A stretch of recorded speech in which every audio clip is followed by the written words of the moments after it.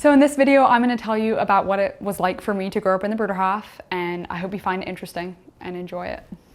So I was born in Connecticut at a Bruderhof community there, and I moved to New York to the Woodcrest Bruderhof when I was only 18 months. So no, I have no memories of Connecticut.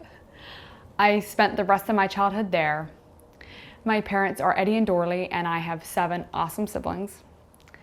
I feel really lucky to have been one of the oldest kids in my family.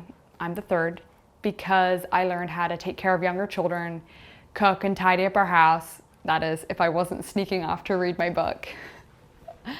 My dad was always very concerned that in our family we would keep up with what was going on in the news. So family breakfasts were often my dad reading articles from The Economist or the local paper while we ate.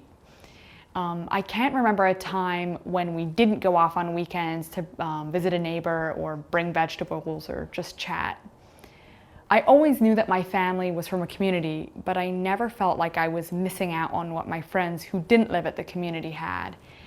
In fact, it was a puzzle to me why everyone in the world didn't share money and take care of each other. I went to the Woodcrest Elementary School for kindergarten through 8th grade, and I had an incredibly happy childhood with so many good memories. Finding a dinosaur skeleton in the woods when we were learning about the extinct reptiles in 1st grade. For many years I believed that we had actually found the real thing, but then was disappointed to find our teacher had actually used cow bones to make the dinosaur shape in the woods. We built an outdoor oven in the woods. We made a giant globe out of paper mache. It was about 6 feet in diameter. And then during my 8th grade summer, my friends and I cleaned all the halls and classrooms in the school as a thank you to our old teachers for such awesome years.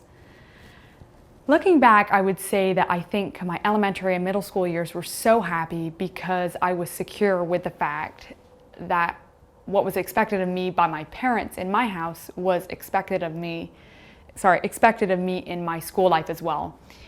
Because of the shared basis of community life, parents and teachers work very closely together to make sure that there is consistency between school and home. So if there were issues at home, they were sure to spill over into school time as well. As a child, I remember the feeling of dread when I saw my parents talking with my teachers. I mean, which kid doesn't?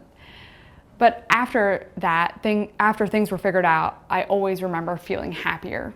So for my freshman and sophomore high school years, I went to Maple Ridge High School, which was a Bruderhof-run high school that had a student body of about 40 kids. And the best part of that for me was being on the mock trial team, which I loved. I don't think I'll ever make a good lawyer, but definitely enjoyed pretending to be a lawyer. I could make a bad lawyer joke now, but I won't. We even made it to the county championship that year. So for my junior and senior years, I attended the local public high school, which was New Paltz High School. As a teenager, I didn't always find it easy to look different from my classmates.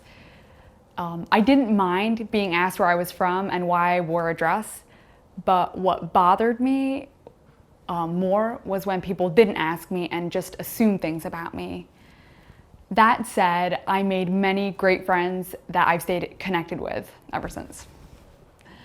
Most importantly, being raised by parents and a community who not only said they believed in Jesus, but who actually tried to put everything he said into practice, of course without question, imperfectly, gave me a rock to stand on when things got more complicated, as they do when you face the conundrums of life.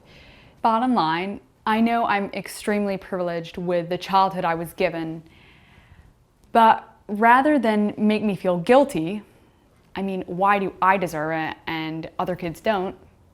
I choose to see it as a responsibility to pay it forward with my own life. And that's all I'm gonna say about that. So if you like this video, please subscribe to my channel and ring the bell to be notified when I upload my next.